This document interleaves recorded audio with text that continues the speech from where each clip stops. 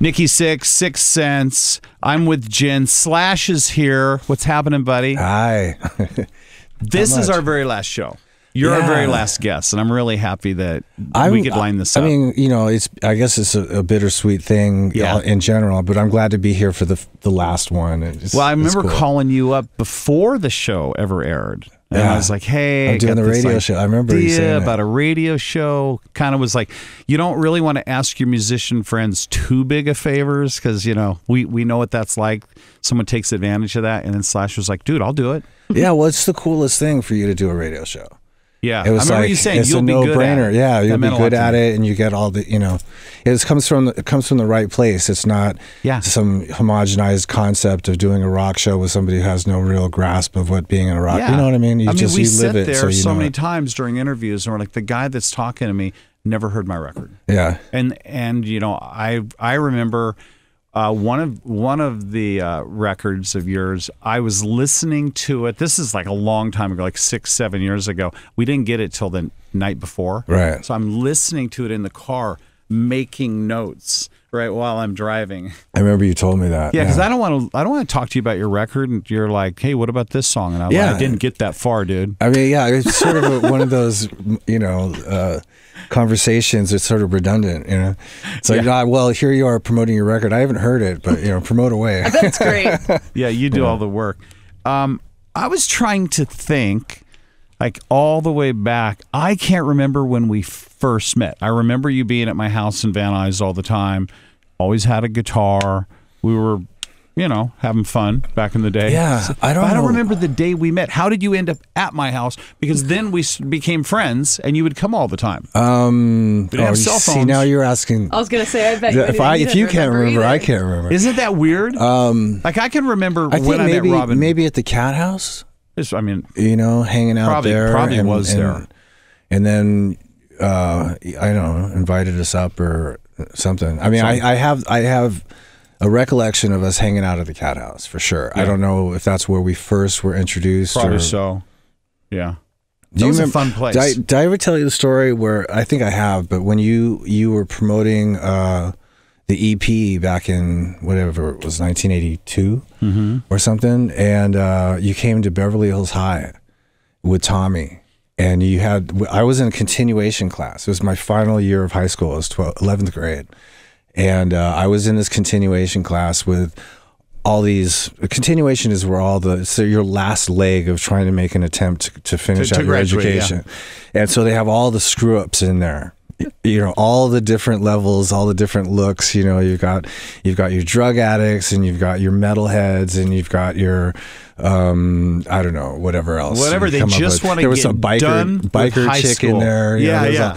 And anyway, so there was these 3 very 80s hair metal type groupie types, but they're all really sweet, and they were just way into you guys, and that was really, you know, I knew who you were from back in the day, but I didn't know that much about Motley Crue, and so they went out, and you met them on the sidewalk in front of the school and gave them all flyers.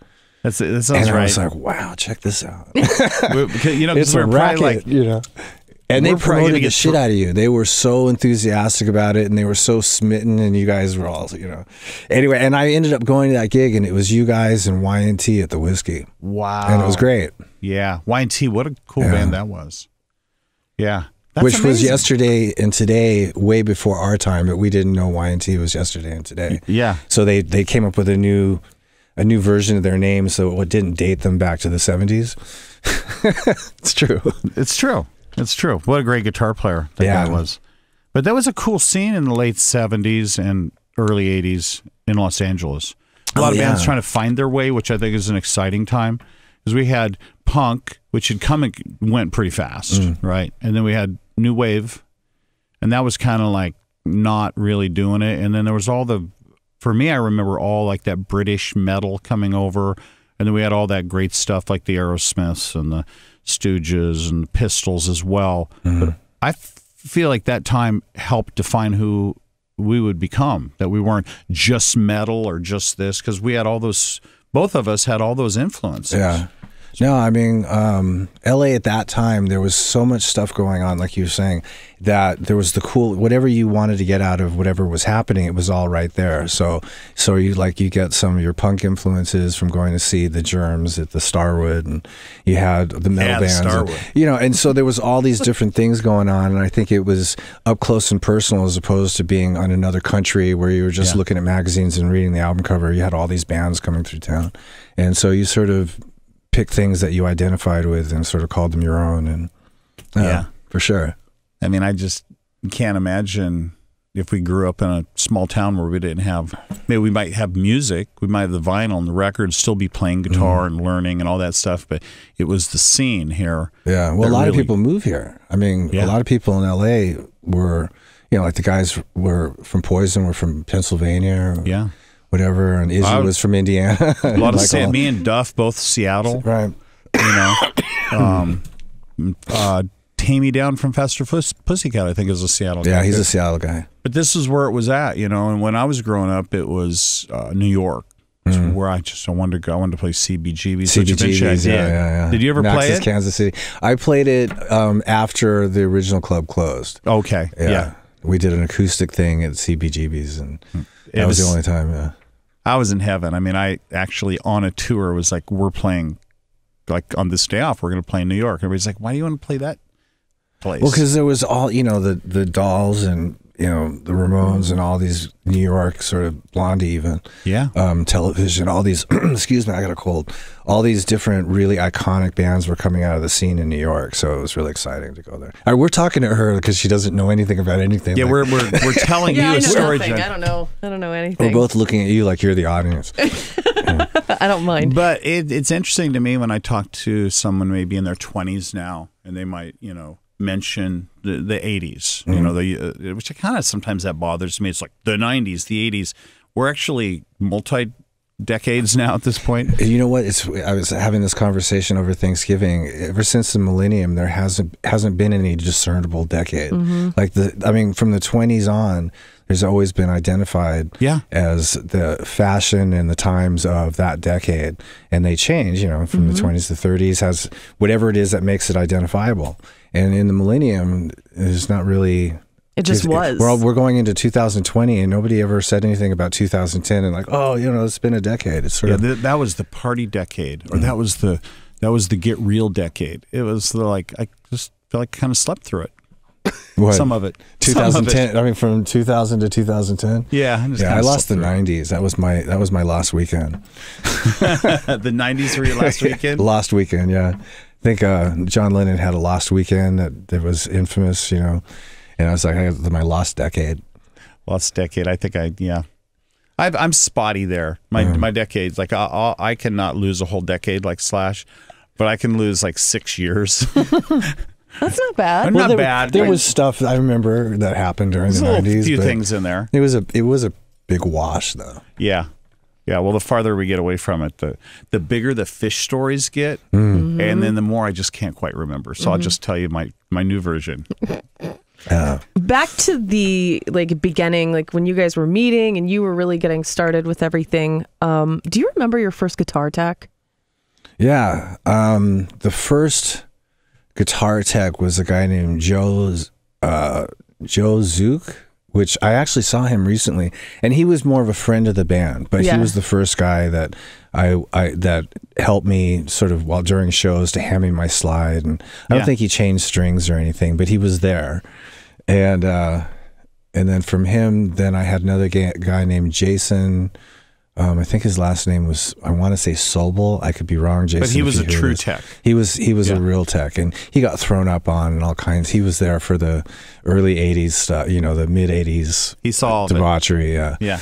And then I've had a couple since then. But I'm actually with a tech right now that I've been with since 1988.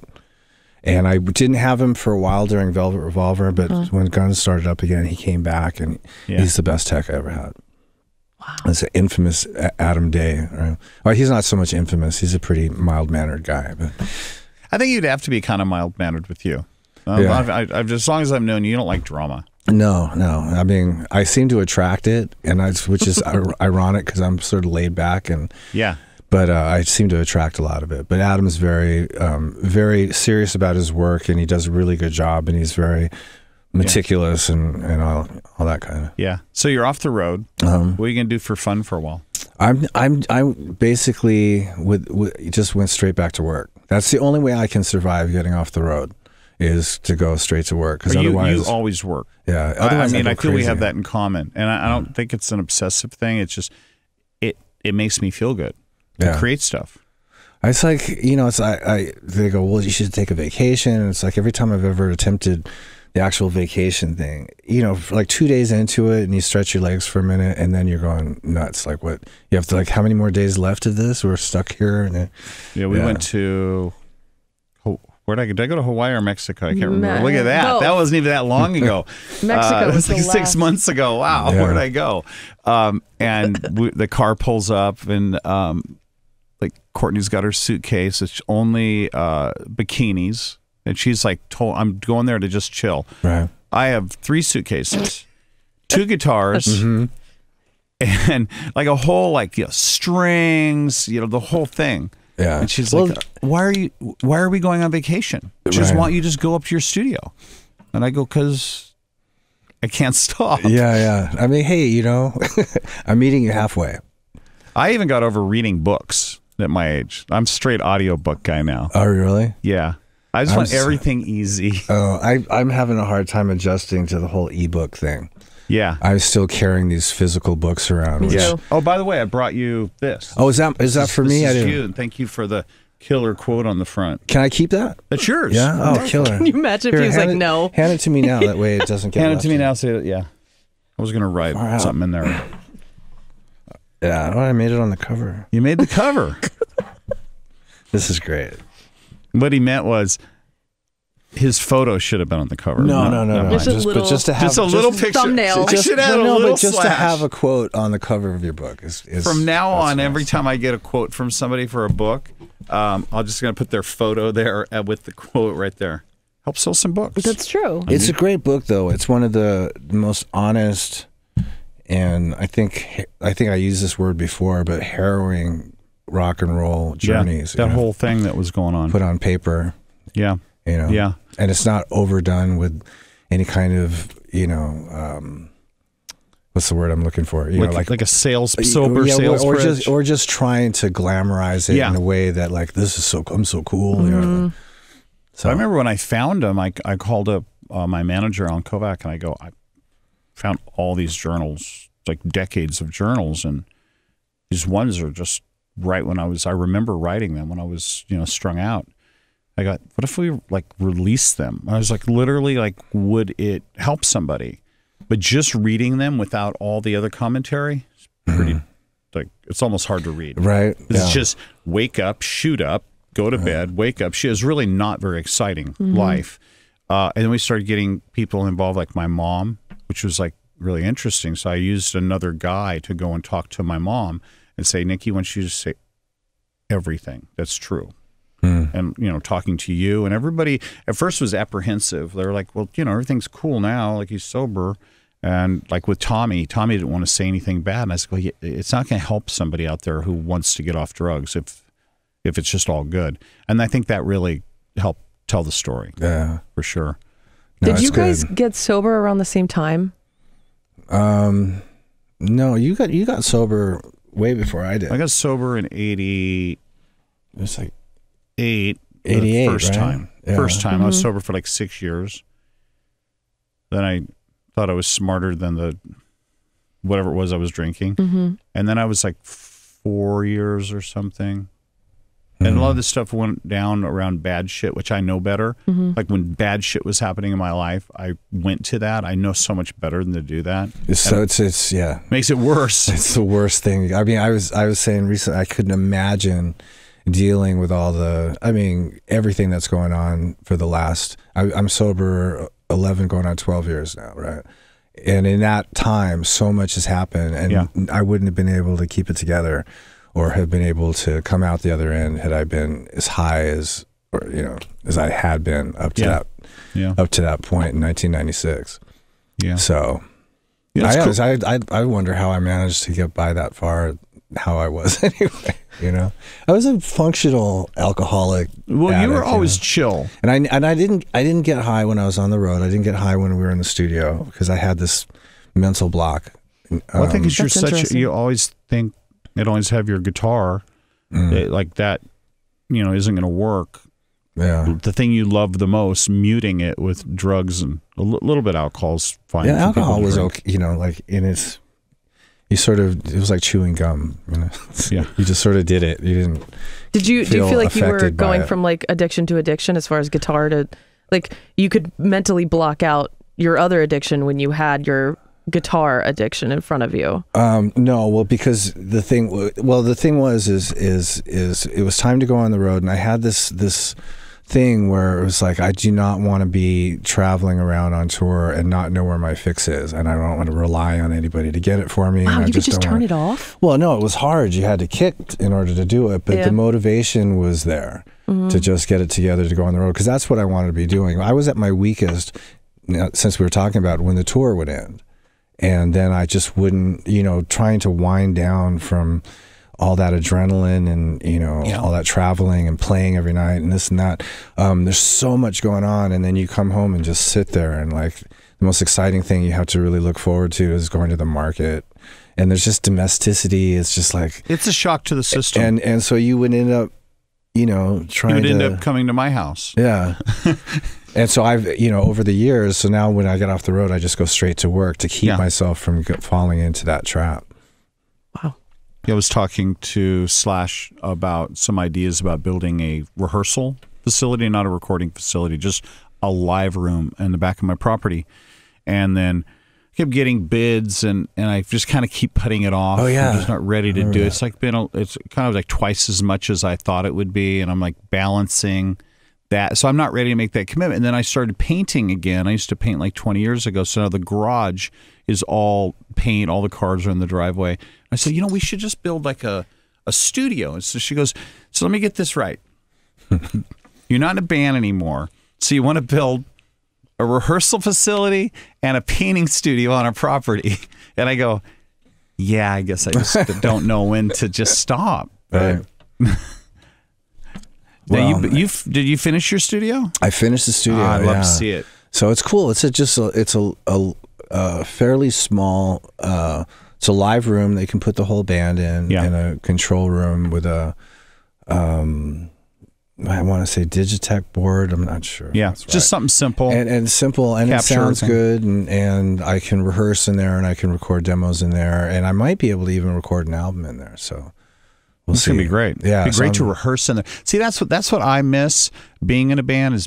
I miss being in a band. I miss like looking over and being like that swings happening, just that living, breathing animal. And I can never get that from loops and electronic music. And I understand it, and I actually like a lot of it. But I just miss.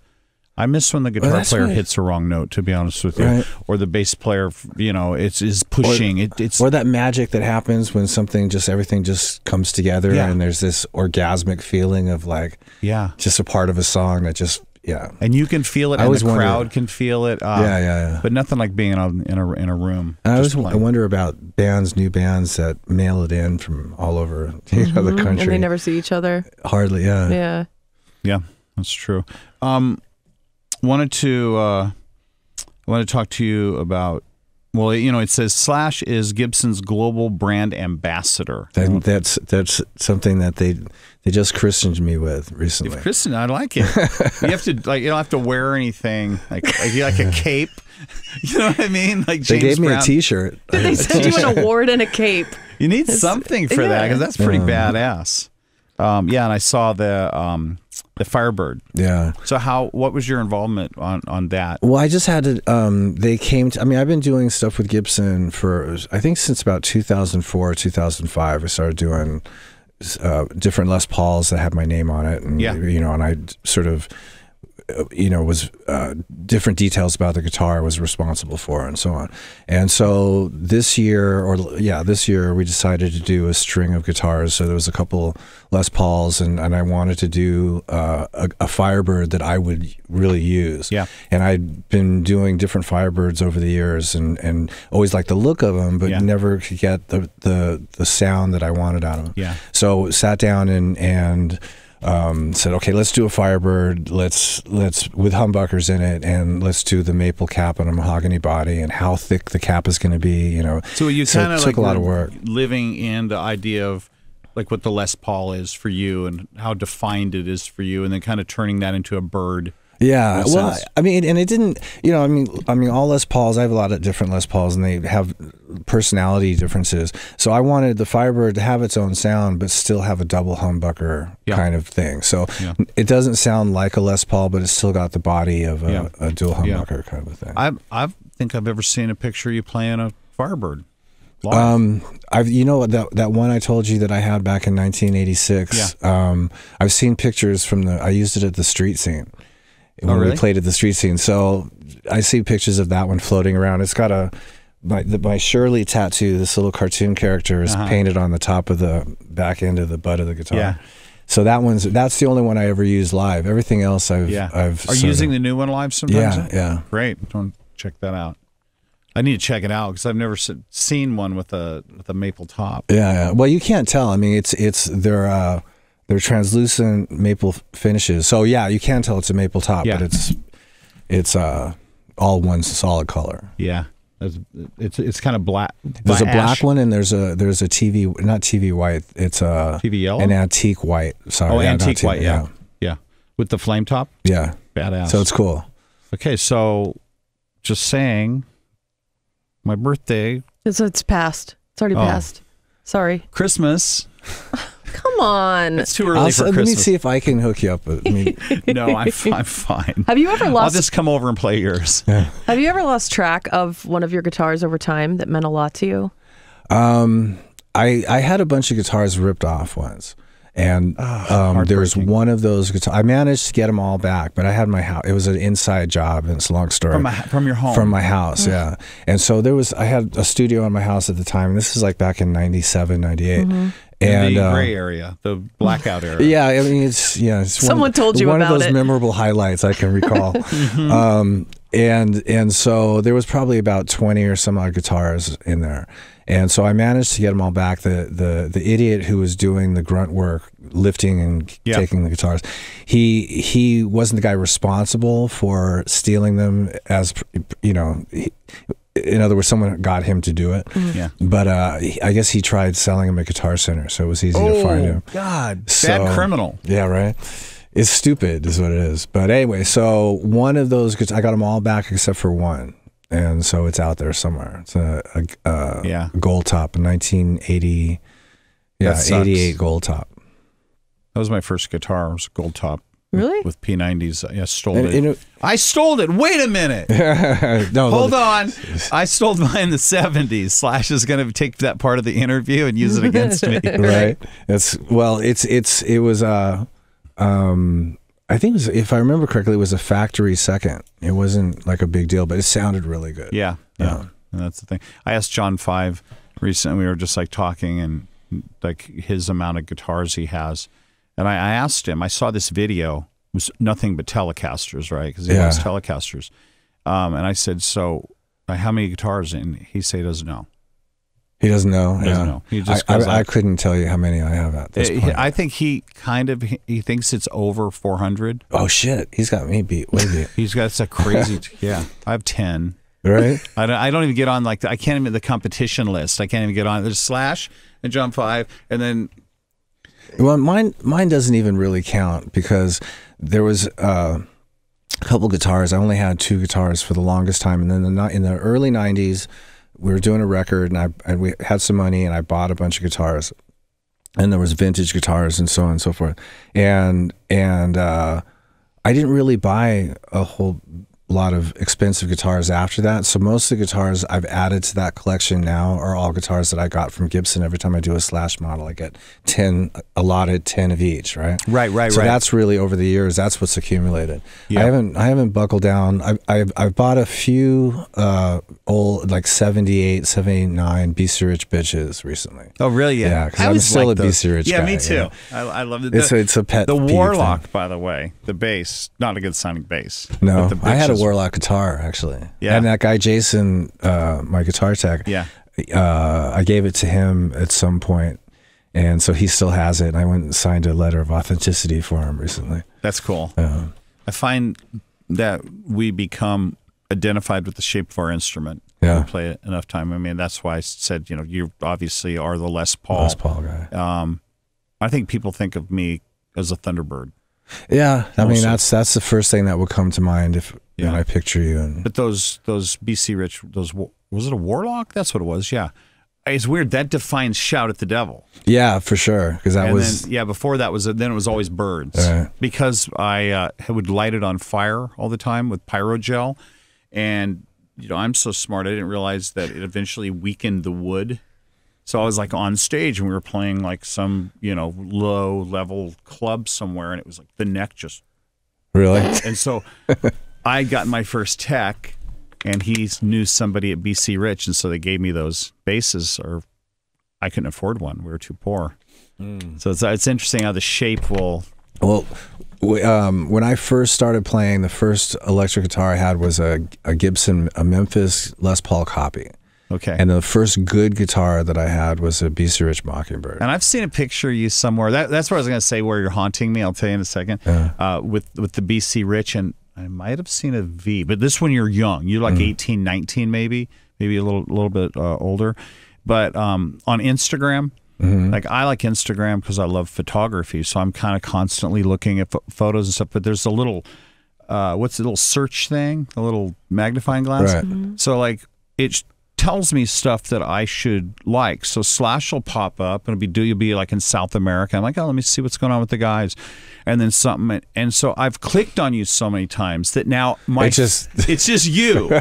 And so my wife's like, you have a lot of Slash and not a lot of porn. What's wrong with you? I go, I know. So I didn't know that it would start to just give me all this stuff. Yeah. But you enjoy Instagram a little bit. Yeah, no, I post crazy shit on there all the time. You're so funny. My 10-year-old was like, "Ooh, I want to follow." I was like, "No." Oh no. No, you don't. Yeah. I mean, someone did say, a lot of kids are follow you on Instagram and you post these things on there. And I don't do it all the time, but sometimes I'll find something that I think is pretty profound, and I'll just put it on there, and I love sex, and I love all, so I see stuff and I put it up, and so I get these complaints sometimes from people in person. Like I'll meet a mom in person. And, well, that's great. They finally get their chance to meet you. Listen, your first 3 records blew me away. And by the way, I have to complain because my 11-year-old is learning about sex from you. Right. That's your job. You're welcome. So I'm like, well, I apologize, but I'm not going to censor myself for your child. It's like, I'm sorry, and then the next one is just something really hard. Really bad. Yeah. Oh, let me see. What else do we have here? Anything about GNR you want to talk about, like how it felt? Well, we can talk about. Road? I mean, yeah, we can talk about. I mean, all things considered, the tour, what ended up being not in this lifetime kind of thing. I left in '96, and Axe and I didn't talk until 2015. So I kind of wanted a little bit. I feel like I have some similarities because, like, when Motley broke up, we're not friends, and it left a little hole in my heart. Yeah, it was like, wow. Well, there was always that thing, and I won't get into all the personal stuff. Yeah, we don't want to get into that anyway. But over that period of time, there was there was a lot of bad feelings from the breakup up until all throughout that whole 20 years or whatever it was.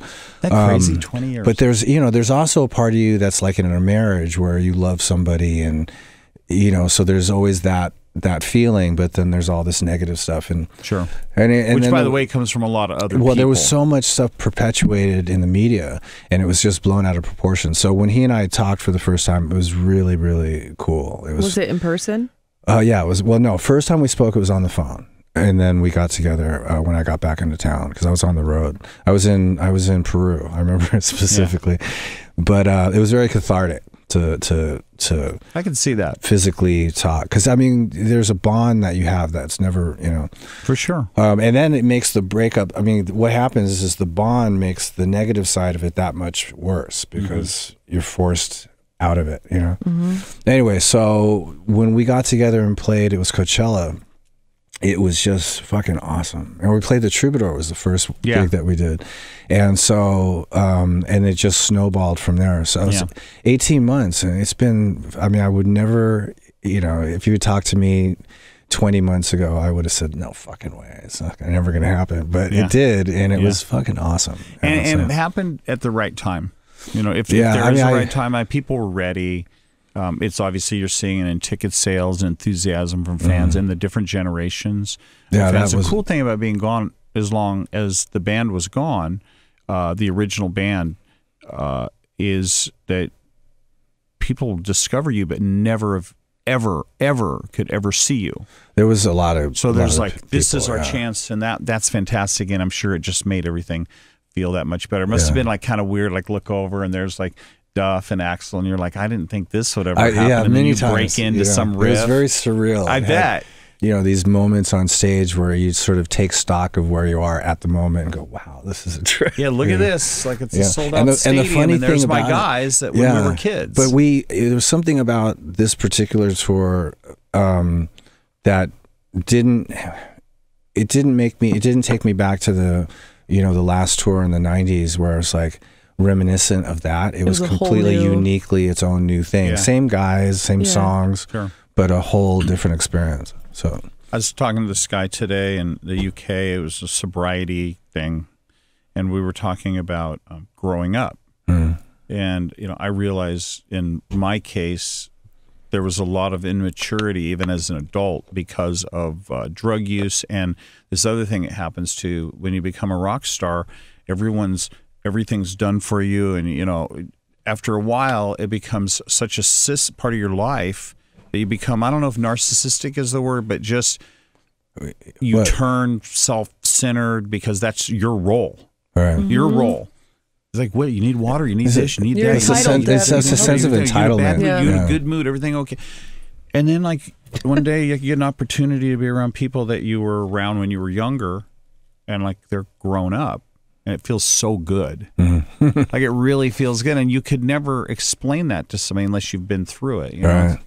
I bet I never felt you were self-centered, but you are one of the biggest rock stars in the world. And do you think you ever went through any time where you were like kind of lost the plot a little bit? Well, I mean, back to what you were saying a second ago, I mean, it all really comes down to drugs and alcohol. Because as a person, you are who you are. And then you start doing really excess amounts of chemicals and all that kind of stuff, and you become a chemist, right? Yeah, trying to balance shit out, and your personality changes. You know, there's things about your personality that come out of that wouldn't normally you don't be like. There's maybe just things you do. You can like. be a real asshole when you're. I mean, and I was thinking when you said that, like name any band from the 70s and the 80s that had turmoil, and not too far you'll find cocaine, and because it exaggerates whatever and it blows your filter out, so you don't know how not to say the wrong thing. But yeah, I've learned in sobriety to listen. Remember Vince said once in an interview, yeah, man, Nikki really likes to hear himself talk. And I actually looked at it and went, yeah, I guess I kind of do sometimes because I was put in that role. The first time Motley Crue did an interview was in Nevada City, somewhere small town up north. We had a manager who was a construction worker, and we went up there to build this ridiculous drum riser in his garage. You ever see that white drum riser we that had? you had, the multi-tiered. Yeah, the multi-tier was basically us ripping off Queen. Oh, who okay. had, we had just seen because there was lights in it, right? Yeah. Like we had literally seen Queen the week before. But that was a We're pretty let's fucking build their cool same drum riser. But we lived up there, and we were up there, and we were like, I lost my plot. Where was I?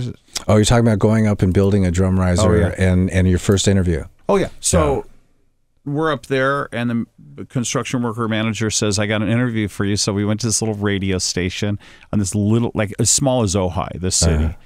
And they're hi guys, welcome to the show. And everybody in Motley Crue had a microphone and went, and I was like, hey. And then the guys, what's your names? And literally at that point in time, I became the spokesman for the band, and I never wanted to be. So as the years becoming the spokesman, the main songwriter, blah, blah, blah, blah, blah. That's not a pat on the back. It's just a role I was kind of put into. So I said, this is my responsibility.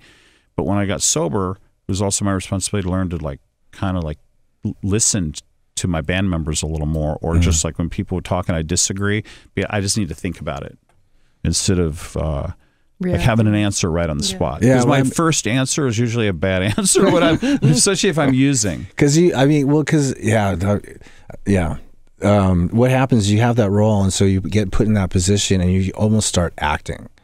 You almost start doing whatever it is just to get it done. The character of? Yeah, you don't really even put that much thought into it. It becomes mechanical after a while, so you show up and you act out this sort of interview thing and say all this stuff, and then it's done, and you just have that job to do. I know that feeling. But I'm just thinking back on how we all used to get inebriated and do these interviews and talk a lot of shit, and if you read any of them back, you're just like, oh god, it's embarrassing.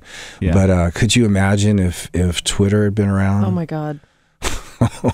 Just on the tour we did together, if we had Twitter, Instagram would have been fun. Yeah, Instagram would have been would have been wild. There would have been some people complaining.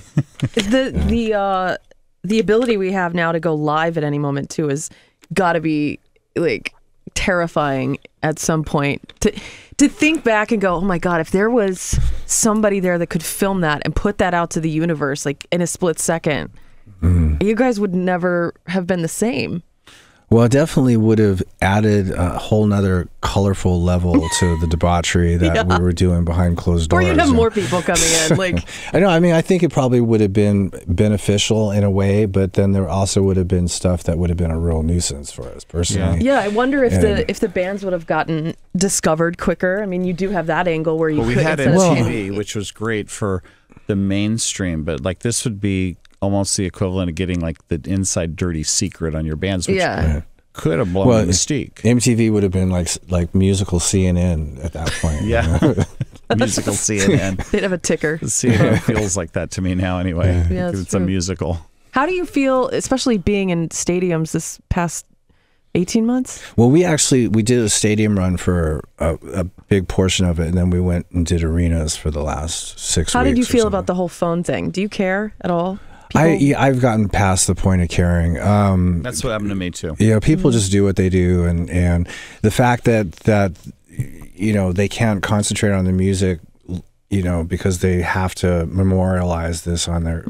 After a while, you just sort of get you don't want to make a huge effort to try and fight it because it's just going against what is the trend at this point. So there's no way to fight it and not hurt your fans' feelings. Yeah. That's what I found early on. I realized if I was a fan, if I was going to see Aerosmith and Joe Perry was tweeted out, I hate all you people with cell phones. I'd be like, man, I worked for 3 months to afford a ticket and only buy a T-shirt. And I never even got to meet my hero, and now he's putting me down. Yeah. But I got this video of him. I'd be really happy to have that video. Except for I painted ears on his head. But I see. There's some people who rightfully so get bent out of shape because you're as a musician, you're putting across this. You want people to actually hear it. It's not just about the experience of being at the event. It's about all the songs and what goes on during your performance and whatnot, and they get really bent out of shape about it. But I just think it's sort of redundant because it is a sign of the times, and it's something that people are doing. They have the equipment to do it, and they're going to do it. And if you lose sleep over it, you're only, cutting your nose to spite your face. I find a lot of stuff on bands that I love, or guys that were in bands that I love, or out doing their own thing. Because fans are memorializing it. And I'm like, wow. I mean, it doesn't sound great, but I'm like, wow. Like, I never would have seen that. Yeah. No, definitely. I mean, yeah. Do you remember when like in the late 70s and all the bootlegs that you used to try and get, you know? Love those bootlegs. Yeah, there was a place in Seattle called Cellophane Records, and we had to take like 2 buses to get there.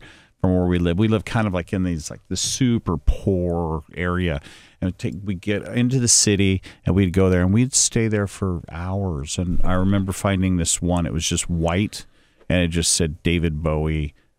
I think it was Young Americans in London. I mean, we were like, first of all, London, England. Yeah, like I'm never gonna see London, England in my life. Right, and then to be in that personal, private moment that happened in a place like that, it inspired us, so much. So hopefully, young people are getting inspired by getting to see a band like Guns N' Roses that has been around so long. You guys are cut from the cloth of being musicians, and you put on big shows and you have all those songs. But for some kid somewhere in the world, you're never going to go. What a cool thing.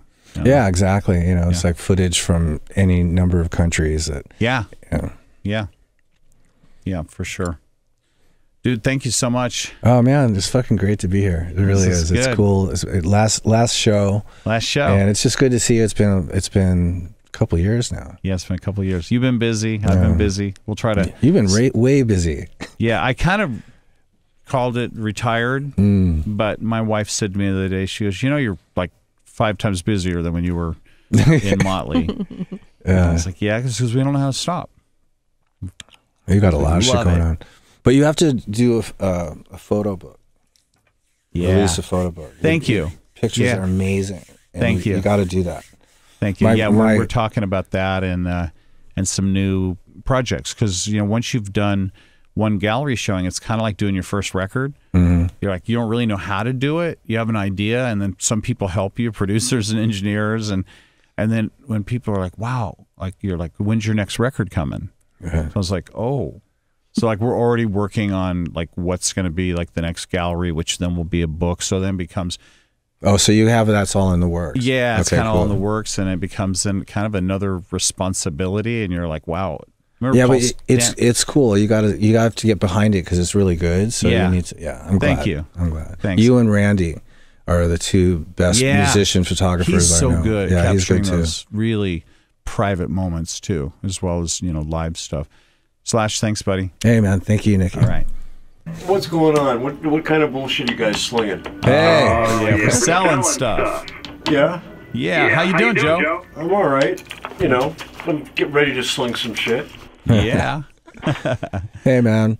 How are you guys doing? We're good. We're good. We're here in LA doing Nikki's last show of Sixx Sense. Yeah, 8 years. That's what I heard, and I know you've asked me a number of times to be on. I haven't had a chance, but this turns out to work out. And you know what? I thought it was last week, and somehow I thought that I missed the text or the phone number or whatever. But I'm glad that I got the week wrong. Yeah. Well, I made sure that we hooked up with Paul so that the logistics were all taken care of. The actual reason for getting you guys together is I just wanted to say, since Motley Crue's not around anymore, the radio show's not around, and at 6 a.m.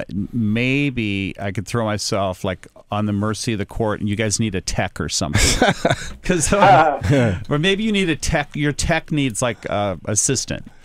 Well, I mean, all things considered, I don't know. We can make up a job. We'll make up a job. See, that's why we had this phone call. Yeah. Well, if you need to go on the road, just use your air miles.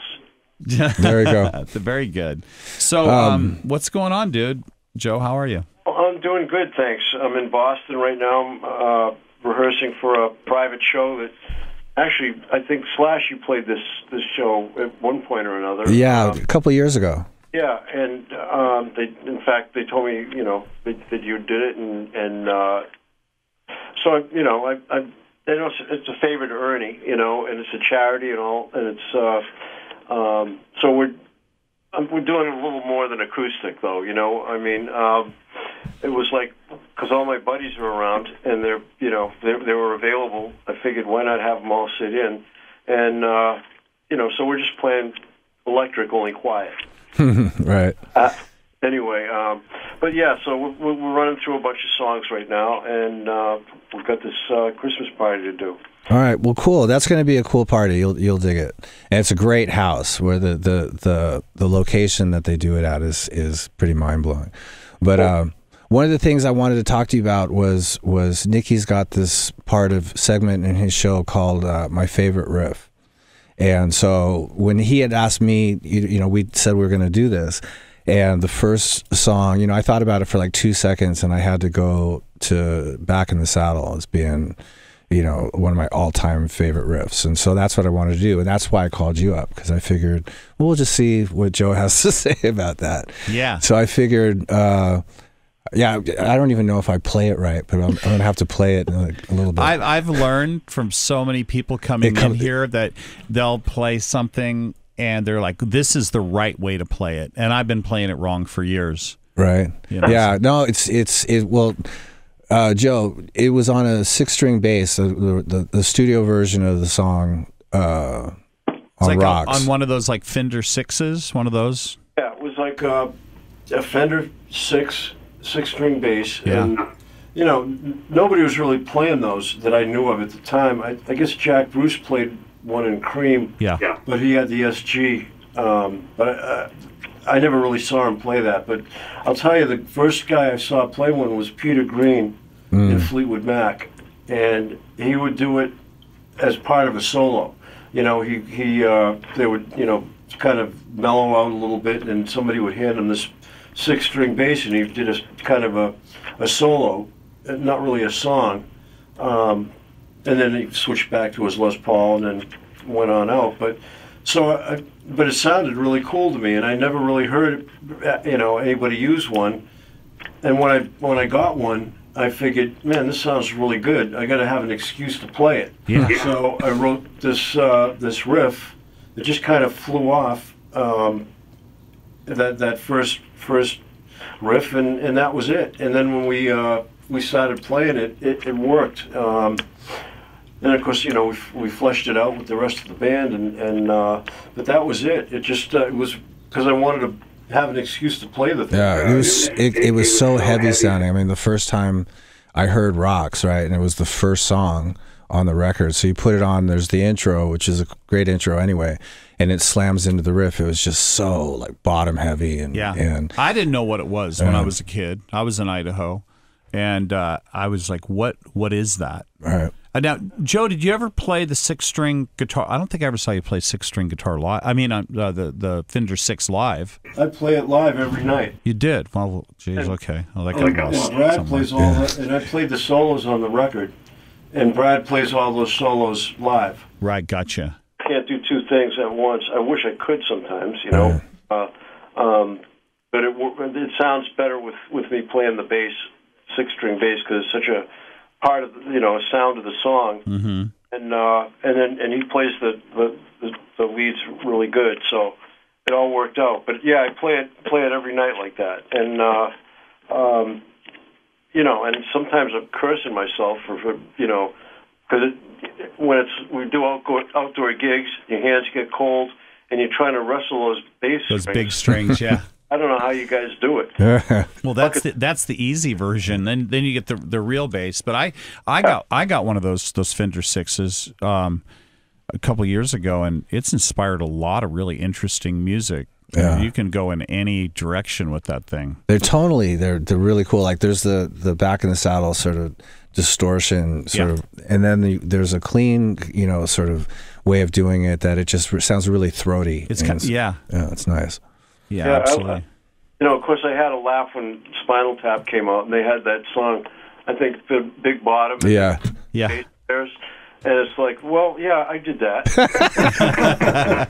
Okay, awesome. I did that. I think we all had that moment watching Spinal Tap, and I was like, yeah, I There's not it. too many things that you know, sort of get under my skin when we're on the road where, like, I won't have this and I won't have that. But Spinal Tap, I will not have on the bus. Yeah. I cannot watch it during a tour. Cannot watch it when I'm working because it might manifest something. It's too close to home. And I had the worst gig one night after watching the entire Spinal Tap before the show, and it was just what were you thinking about every time you moved? You were thinking. I don't know what it was, but I just took it as an omen, and I never watched it again before a gig. Amazing. I laughed myself off the seat, man. Every time I see it, I get a kick out of it because, I mean, the whole movie is like, I mean, every one of us has lived through that. Yeah. You know, it's just hilarious. They really nailed it. We had the getting lost to the stage. I was just thinking of that too, getting lost on the way to the stage. Hello, Cleveland. It's like, you know, this is maintenance. Ours was like really embarrassing because this is when Shout at the Devil came out. We were using the Shout at the Devil cassette. It had this song before Shout at the Devil called In the Beginning, so that was our intro tape. All right. So it was running. We went to go. We were playing a small theater. I think it was in Denver, and we went to the door, and it was locked. So we had to go all the way back down the theater and come around. Well, when we stepped on stage, our sound man was so good. We were so professional. He just let the cassette keep rolling. Oh. So now it's playing the song. It's playing Shout at the Devil, and we don't even have our guitars on. And then we somehow got in time with the song. That's Spinal Tap. Yeah. It's perfect. That's awesome. You know, I'll tell you, we had one. We designed a stage like a moving truss. This was back in the '80s, I think. Well, after the band got back together, we wanted to have the A come together, like the truss, lighting truss. Mm-hmm. And so this guy showed us this whole thing, and computer graphics, what they were back then, and how it was going to all come together. And all we had to do was write a check for $500,000, and it was perfect and everything. And we did pre-production in, I don't know,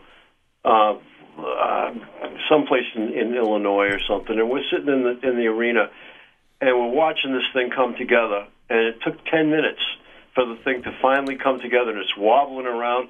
And it was the same thing as the Stonehenge thing. It was in the trucks on the way back home, like after 2 shows. Right. Yeah. The biggest waste of time and waste of money. It's like Bruce the Shark. So we lived through that one too, man. We've seen it all. Oh.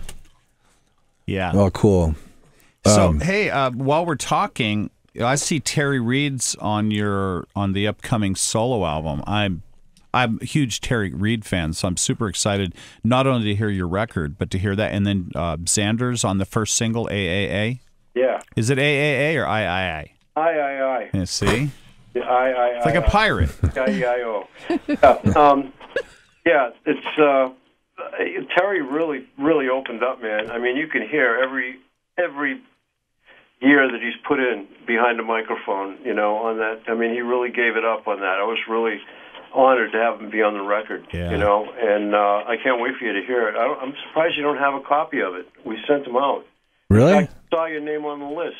You just haven't listened to it, you lazy fuck.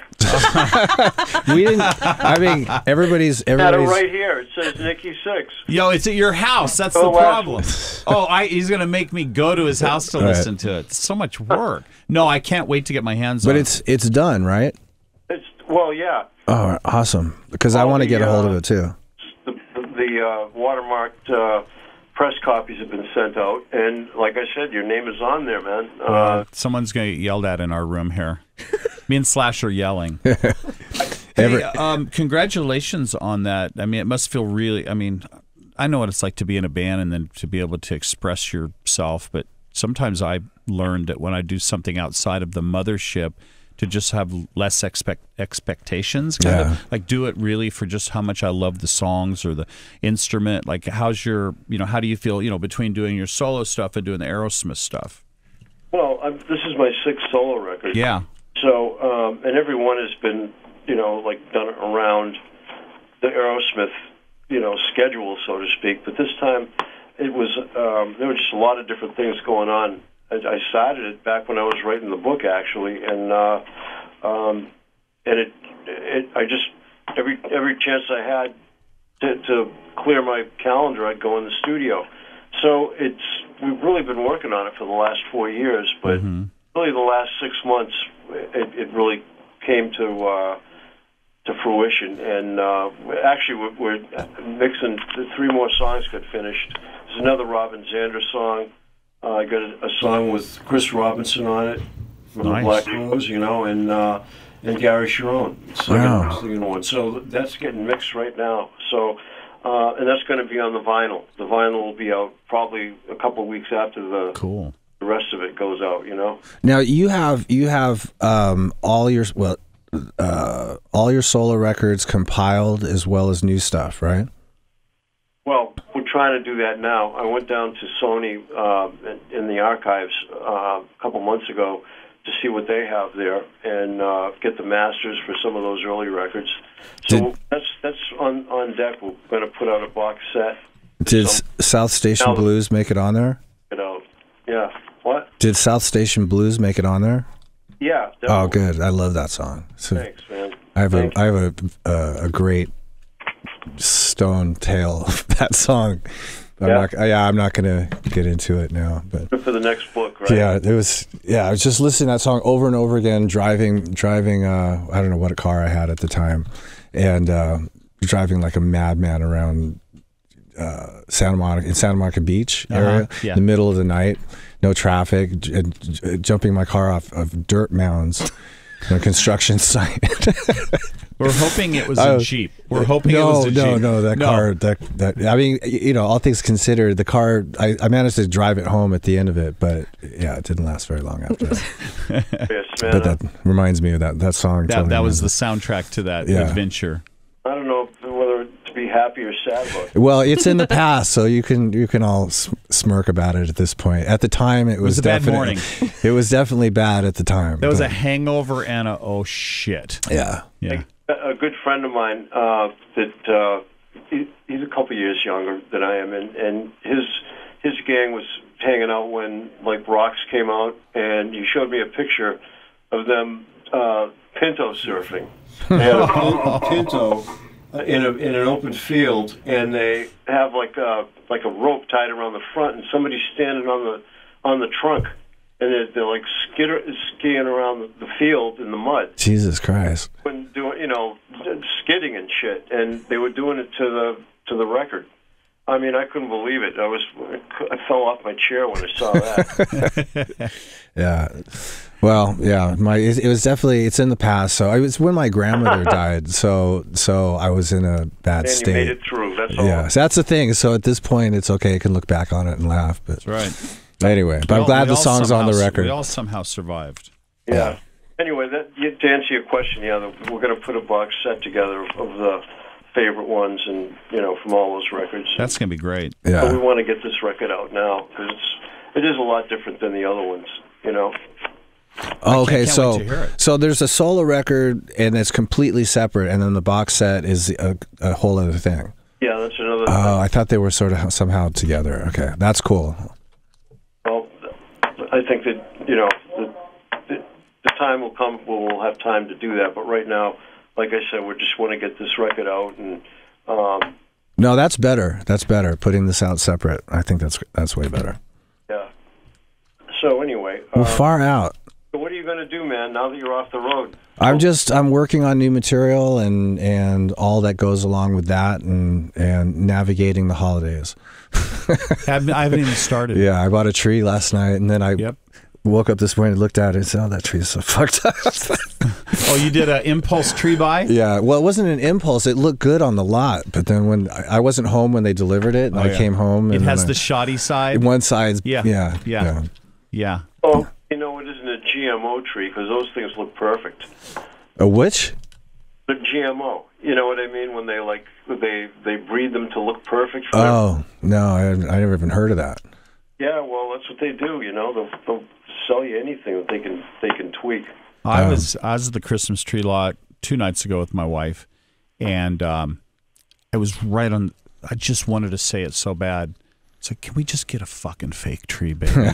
But I know it wasn't going to end well. Right. It wasn't gonna. And then I said, "Can we get someone else to decorate it?" She goes, "Are you trying to like out Christmas?" Yeah, no. I'm just lazy at this point in my life. I got the tree, but now she's like, okay, I want to get some garlands. So I saw the garland. I got the garlands, and so I'm like, okay, here it is. Now we got to, talk the kids or somebody into decorating it, because I just talk kids. I got a lot on my plate. Imagine just rock stars $20. when we were drinking, right, and decorating a Christmas tree, getting like 6 of us together. Yeah, that'd be a great video. You would only decorate the shoddy side. Or we would only make it so high because no one could get on a ladder. We'd fall off. The big thing is leaving it up after Christmas, because you can think of every excuse, because you don't want to take the thing down, because all the needles are going to fall off. Yeah. Spend 2 days cleaning it up, so you leave it up. At least 2 or 3 weeks past New Year's. It's always a good time to go on tour when the tree's still up, because then it's not your responsibility to take it down. Yeah, unless your house catches on fire or something. Anyway, so we're gonna do this back in the saddle riff thing. We're gonna do a bunch of riffs. And hey, Joe, while you're here, do you have, like, if you're gonna say like what one of your favorite riffs are that when you were coming up or at any time, like the riff that you always like pick up your guitar and go, I love playing this riff. I think that Train Kept It Rolling, that riff that the Burnett brothers came up with, that song is, if you go back, you listen to the swing version, Tiny Bradshaw, right.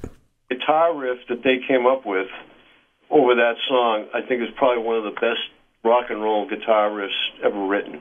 That is like, the rhythm part, right? To me. Yeah, da da da da da da da da da. It's like it just plays off the rhythm so amazing. You just can't top it, Yeah, it always falls in a pocket for me. Yeah. And you can. There's so many ways to play it. You can play it rockabilly, you can play it swing, but it still just carries it. So that's one of my favorites. It's one of the first things I ever learned how to play on the low E string. Yeah, it's one of those things. It's like a Chuck Berry song. It's like when you can get something that simple. Really hard to have it sound good, Yeah. There's something about those songs. Obviously, me and Slash growing up with Aerosmith, and then other artists, where it inspired me to keep playing when I could play it. Yeah. And I think about that when I write sometimes, even stuff like Kickstart My Heart. It's pretty simple. It's fast, but it's pretty simple. And I love that when I hear a song and I'm like, I could play that. Right. I can see it or something, especially when you're young. I think that's what happens is you keep learning licks and stuff like that. And once you manage to get that feeling of accomplishment when you can play something properly, and then that inspires you just to keep going and keep going. Yeah. It's a lot of fun. That's the hook. And then you know what I mean? That's the thing that pulls you in. It's like songs were like designed around the guitar to be, just it's all expression, because it is. It's really simple, but it's all expression, and it can sound great or it can sound shitty depending on how you attack it. But it is technically a simple thing to play. Right. I've heard a lot of people play Chuck Berry songs bad. But it's all about the feeling. Yeah. Well, I was just thinking, I've seen Chuck Berry play Chuck Berry songs bad a couple times. All with all due respect. I've heard those stories. I've seen him drive up at an outdoor stadium one time and get together with whatever the band that they hired from the local and get up there and play like 5 songs and then jump in his car and split. That's it. And I couldn't tell what those songs were. Yeah. I had that experience with Bob Dylan, and I don't think Bob was bad. It's just we went to Bob Dylan, remember that? And it was like I didn't know one song from the next, but they were all it was good. It was good. Dylan, but he had kind of taken his songs to a different interpretation. Right. My brain was like, "What? This isn't blowing in the wind." Right. Oh, yes, it is. It is. Yeah. And then afterwards, so that's a great thing about music too. Is it's like however you want to interpret it. Yeah. Is the best. I'm going through that right now. So, actually, I got to get back to rehearsal, you guys. All right, go do your thing, man. All right, it's man. good to Thanks. talk to you, and I'm excited about getting a copy of the record, so just keep me in mind. I'll see. We'll track that down. Okay, great. All right. Thanks, Have Joe. a good one. Thank you. You guys on the 16th at the Roxy. Yeah, see you on the 16th. All right, man. All right, cheers. Thanks. See ya. Thanks for having me on. All right, buddy. Bye. The Sixx Sense.